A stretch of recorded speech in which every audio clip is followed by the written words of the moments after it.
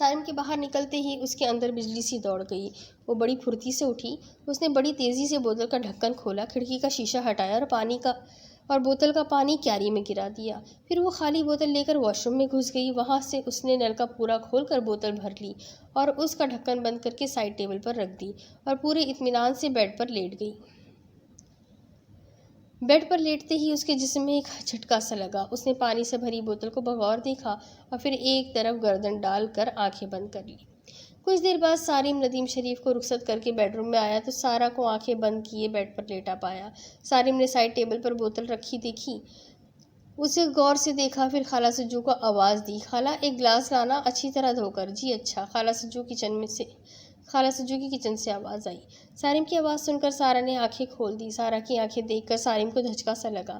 اس کی حسین آنکھوں میں بڑی دل دہلا دینے والی ویرانی تھی۔ اوہ سارا، کیا ہوا؟ سالم نے بڑے پیار سے پوچھا۔ کچھ نہیں۔ کچھ بھی تو نہیں، سارا نے اس کی طرف دیکھتے ہوئے کہا۔ اتنے میں خالہ سجو گلاس لے آئی۔ صاحب جی گلاس۔ سالم نے اس کے ہاتھ سے گلاس لے لیا اور بوتل سے ایک اندازے سے پانی نکال کر سارا کی طرف بڑھایا اور بولا، سارا یہ پانی پی لو، شمیم صاحب نے پڑھ کر بھیجا ہے، انشاءاللہ تم ٹھیک ہو جاؤ گی۔ مجھے کیا ہوا ہے؟ سارا نے بہت سادگی سے سوال کیا اور ساتھ ہی گلاس اپنے ہاتھ میں پکڑ لیا۔ سالم نے اس کی بات کا کوئی جواب نہیں دیا۔ وہ اس سے کیسے کہتا کہ تم جو تصور میں ایک بچہ پال رہی ہو اس سے نجات مل جائے گی؟ یہ پانی پی لو۔ سالم نے بس اتنا کہا۔ اچھا۔ سارا نے بڑی سعادت مندی سے گلاس اپنے منہ سے لگا لیا۔ جب وہ پانی پی چکی تو سالم کو بڑی خوشی ہوئی، کیونکہ شمیم احمد نے ندیم کو ہدایت دے کر بھیجا تھا کہ پانی وہ خود پلائے ورنہ وہ نہیں پیے گی۔ سارا، یہ بوتل میں فریج میں رکھوا رہا ہوں، شام کو خود آ کر تمہیں اپنے ہاتھوں سے یہ پانی پلاؤں گا، سالم نے اسے بتایا۔ جی اچھا، سارا نے کہا۔ یہ پانی کب تک پینا ہے؟ مجھے بتائیں، میں خود پی لوں گی۔ اچھا، پھر ایسا کرنا، تم دوپہر کو یہ پانی پی لینا، باقی میں خود آ کر پلا دوں گا۔ سالم خوش ہو کر بولا۔ اسے توقع نہیں تھی کہ سارا اتنی سعادت مندی سے پانی پی لے گی۔ اگر اسے کیا معلوم کہ سارا پڑھا ہوا پانی پہلے ہی کیاری کی نظر کر چکی ہے۔ ویسے یہ بات خود سارا کو بھی معلوم نہیں تھی کہ اس نے پڑھا ہوا پانی کیاری میں ڈال دیا ہے۔ دفتر پہنچ کر سالم نے شمیم احمد کو فون کیا۔ شمیم صاحب، میں سالم بات کر رہا ہوں۔ ریسیور اٹھائے جانے پر سالم بولا۔ جی سالم صاحب، آپ کی بیگم کا کیا حال ہے؟ آپ نے انہیں پانی پلا دیا تھا؟ جی پلا دیا، لیکن حیرت کی بات یہ ہے کہ انہوں نے پانی پینے میں کسی قسم کی ہچکچاہٹ نہیں دکھائی، بڑی خوشی سے پی لیا، نہ صرف پانی پی لیا بلکہ دوپہر کو پینے کا بھی وعدہ کر لیا، سالم نے خوش ہو کر بتایا۔ حیرت ہے، شمیم نے کہا۔ ذرا یہ بتائے، پانی پینے کے بعد ان کی کیا حالت ہوئی؟ کچھ نہیں، نارمل ہی رہی۔ پھر سالم صاحب، انہوں نے پانی نہیں پیا؟ شمیم احمد نے بڑے یقین سے کہا۔ پانی میں نے خود انہیں اپنے ہاتھ سے پلایا، سالم کے لہجے میں بھی یقین تھا۔ اصل میں سالم صاحب، پانی پیتے ہی ان کی طبیعت خراب ہونا لازمی تھی، وہ نڈھال ہو جاتی، ایک غنودگی کی سی کیفیت طاری ہو جاتی، ایسا ہونا یقینی تھا۔ ایسا تو کچھ نہیں ہوا، سالم نے تذبذب میں عالم میں کہا۔ آپ ایسا کریں، وہ پانی کی بوتل مجھے بھجوا دیں، میں پانی کی شکل دیکھ کر بتا دوں گا کہ یہ کون سا پانی ہے۔ مجھے یقین ہے کہ اس بوتل میں وہ پانی ہے ہی نہیں جو میں نے پڑھ کر دیا تھا، ضرور اس شرعی مخلوق نے کوئی ہاتھ دکھایا ہے، یہاں اس نے میرے گھر میں بھی تماشا کیا تھا، شمیم احمد نے بتایا۔ اچھا، وہ کیا؟ مجھے دھمکی دی گئی کہ اب ادھر مت جانا، پھر کوشش کی گئی کہ میں پانی بھی نہ پڑھ سکوں، آپ کی بیگم کی تصویر میرے سامنے سے غائب کر دی گئی، پانی میں نے پھر بھی پڑھ کر بھیج دیا، مجھے ڈر تھا کہ آپ کی بیگم یہ پانی نہیں پیے گی، اس لیے ندیم صاحب کو ہدایت دے کر بھیجا تھا کہ سالم صاحب خود پانی پلائے، اب مجھے اپنا خدشہ صحیح ثابت ہوتا محسوس ہو رہا ہے، پانی میں ضرور کوئی گڑبڑ ہوئی ہے۔ شمیم احمد نے تفصیل سے بات کی۔ آپ ابھی گھر پر ہیں؟ جی، میں ابھی ندیم کو لے کر گھر جاتا ہوں، پانی کی بوتل ان کے ہاتھ آپ کو بھجوا دیتا ہوں، آپ چیک کریں، اگر کوئی گڑبڑ ہے تو مجھے بتا دیں، اور پانی ٹھیک ہے تو میں خود دوپہر کا پانی اپنے ہاتھ سے پھر سے پلاؤں گا۔ پھر وہ ندیم کو اپنے ساتھ لے کر گھر چلا گیا۔ گھر پہنچ کر اس نے وہ پانی کی بوتل خالہ سجو سے فریج سے منگوائی اور دروازے پر کھڑے ہوئے ندیم کے حوالے کر دی۔ وہ پانی کی بوتل لے کر شمیم احمد کے گھر پہنچ گیا۔ پانی کی بوتل دیکھتے ہی شمیم احمد نے کہا، یہ میرا دیا ہوا پانی نہیں ہے۔ پھر مزید تصدیق کے لیے بوتل کا ڈھکن کھول کر اسے سونگھا اور کچھ پڑھ کر اس پر پھونک ماری۔ دیکھتے ہی دیکھتے پانی کی رنگت بدل گئی، وہ سفید سے سرخ ہو گیا، یوں محسوس ہو رہا تھا جیسے بوتل میں پانی نہیں تازہ خون ہو۔ ندیم نے یوں پانی کا رنگ بدلتے دیکھا تو خوفزدہ ہو گیا۔ اب مجھے کسی قسم کا کوئی شبہ نہیں رہا، شمیم احمد نے کہا، اس شرعی مخلوق نے پانی بدل دیا ہے۔ اوہ، یہ تو بہت برا ہوا، اس سے زیادہ برا یہ ہوگا کہ اگر یہ بوتل سمندر برد نہ کی گئی تو 12 گھنٹے بعد خود بخود بوتل پھٹ جائے گی۔ बड़ी तबाही फैलेगी। आप फौरी तौर पर ये एक काम करें, इस नेटी जेटी के पुल पर समंदर में फेंक दें, ये बहुत ज़रूरी है, शमीम अहमद ने कहा। नदीम शरीफ ने खून भरी बोतल डरते डरते शमीम अहमद के हाथ से ले ली, उसका ढक्कन कसकर बंद किया। शमीम अहमद ने उसे एक शॉपर दे दिया। उसने वो बोतल शॉपर में डाल ली और बोला, 1-8 घंटे में तो ये नहीं फटेगी ना? 12 घंटे तक ये झुकी तू रहेगी, शमीम अहमद ने उसे यकीन दिलाया। बस ठीक है, फिर मैं यहाँ से सीधा नेटी जेटी के पुल की तरफ ही जा रहा हूँ, नदीम शरीफ ने दरवाजे की तरफ बढ़ते हुए कहा। आप फ़ोन पर सारिम साहब को सूरत हाल बता दीजिएगा। ठीक है, आप जाइए, मैं सारिम साहब को ये नया ड्रामा बताए देता हूँ, शमीम अहमद ने उससे तसल्ली दी। आप परेशान न हो, आराम से जाए। जी अच्छा, नदीम शरीफ ने कहा और शमीम अहमद के घर से निकल गया। ये बोतल उसने अपने बैग में रखने के बजाय मोटरसाइकिल के हैंडल से लटका ली और गाड़ी तेज़ी से नेटी जेटी के पुल की तरफ दौड़ा दी। उसकी कोशिश थी कि वो जल्द से जल्द इस मुसीबत से निजात पा लेगा, अगरचे इस टाइम बम के फटने में 12 घंटे बाकी थे, लेकिन नदीम शरीफ को खदशा था कि कहीं ये बोतल बम वक्त से पहले ना फट जाए। उसे नहीं मालूम था कि बोतल फटने की सूरत में क्या होगा, लेकिन उसे यह ज़रूर मालूम था कि जो कुछ भी होगा उसके साथ ही होगा, क्योंकि बोतल उसके साथ थी। वो ट्रैफिक के दरमियान से अपना रास्ता निकालता नेटी जेटी के पुल की तरफ उड़ा जा रहा था। जैसे जैसे वो समंदर के नज़दीक होता जा रहा था, उसके कंधों पर बोझ बढ़ता जा रहा था।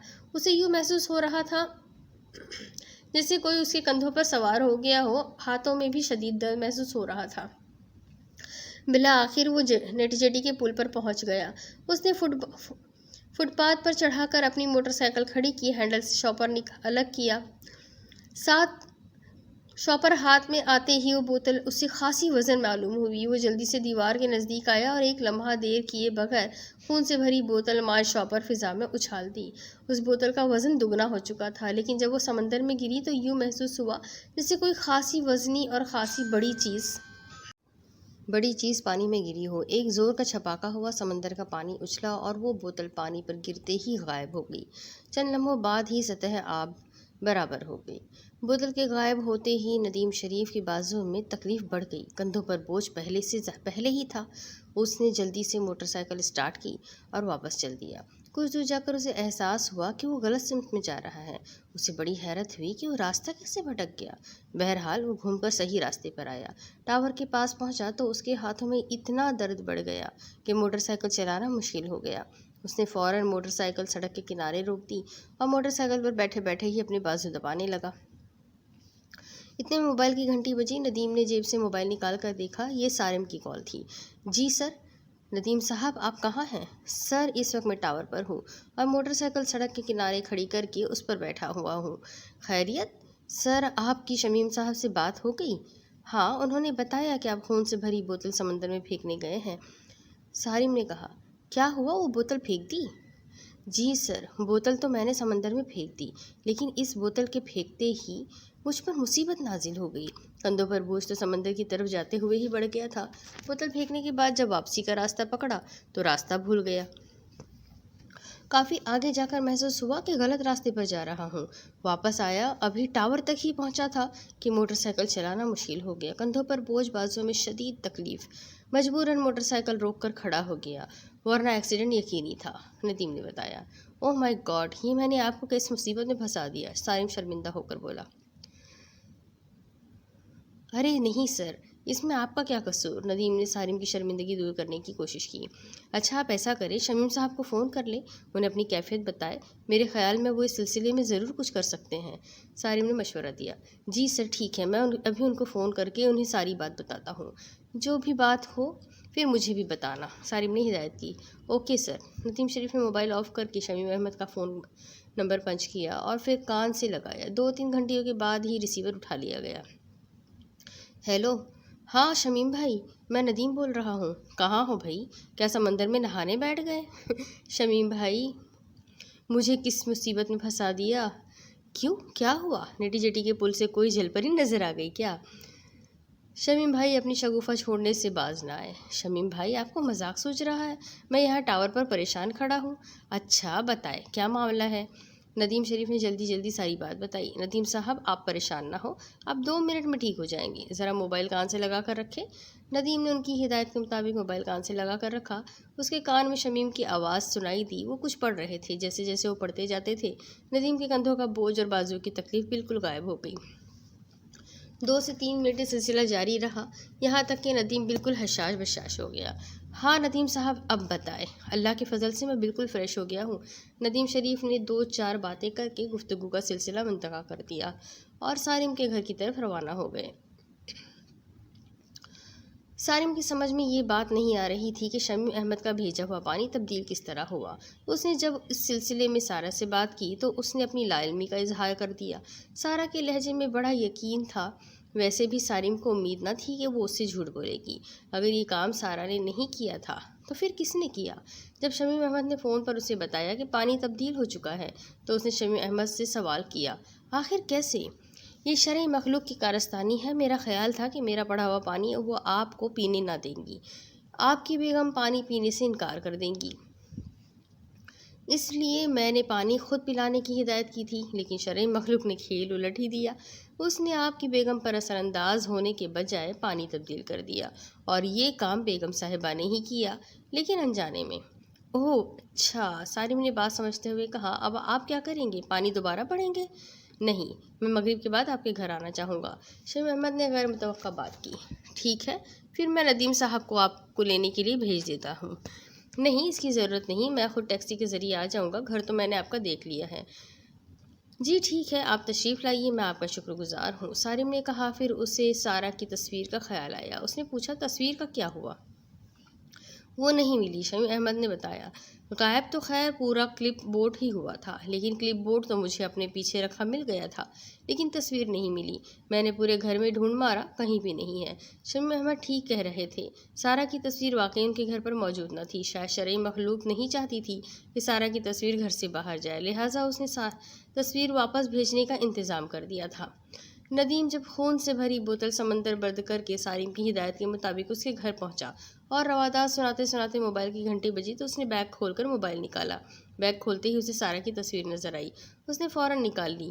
ارے سر، یہ تصویر تو میرے بیگ میں ہے، لیکن سوال یہ ہے کہ یہ تصویر میرے بیگ میں کیسے پہنچی؟ ندیم نے تصویر سارم کی طرف بڑھاتے ہوئے کہا۔ موبائل کی گھنٹی مسلسل بج رہی تھی، اس نے نمبر دیکھ کر موبائل آف کر دیا۔ سارم نے تصویر پلٹ کر دیکھی، یہ وہی تصویر تھی جو شمیم احمد کو بھجوائی گئی تھی۔ اس تصویر کے پیچھے سارہ اور اس کی ماں کا نام خود سارم نے اپنے ہاتھ سے لکھا تھا۔ سارم نے ندیم کا موبائل لے کر شمیم احمد کا نمبر ملایا۔ ادھر سے شمیم احمد کی آواز سنائی دینے کے بعد سارم بولا، شمیم صاحب، سارہ کی تصویر مل گئی ہے۔ کہاں ہے؟ کہاں سے ملی؟ انہوں نے حیرت سے پوچھا۔ یہ ندیم صاحب کے بیگ سے نکلی، بالکل اوپر ہی رکھی تھی۔ ٹھیک ہے، آپ تصویر اپنے پاس سنبھال کر رکھیے، شمیم احمد نے کہا۔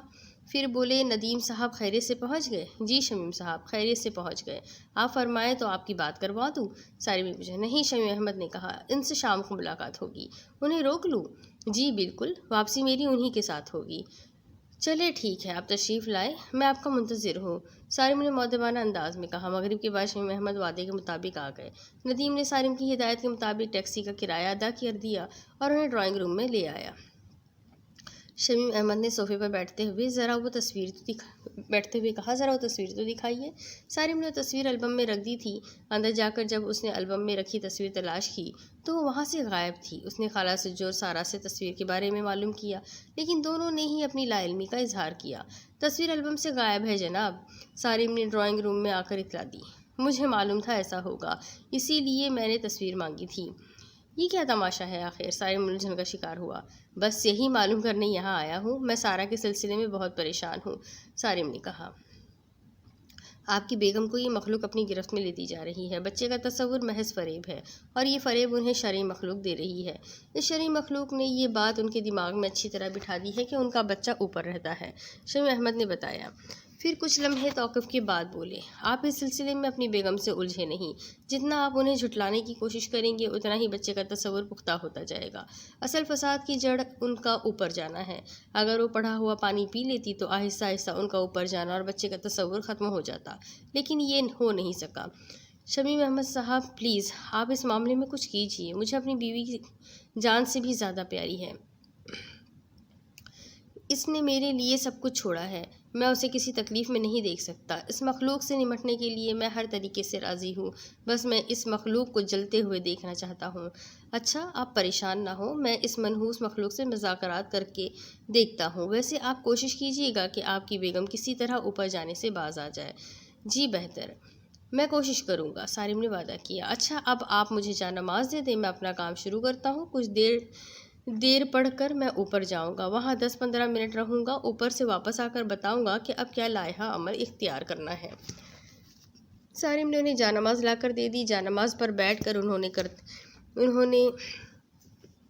کرتے کی جیب سے تسبیح نکالی اور آنکھیں بند کر کے پڑھنا شروع کر دیا۔ اب اس کے آگے کی سٹوری میں آپ کو اگلی قسط میں سناتی ہوں کہ آگے کیا ہوگا۔ یہ جاننے کے لیے میرے ساتھ بنے رہیں، اگلی قسط میں پھر ملیں گے، تب تک کے لیے اللہ حافظ۔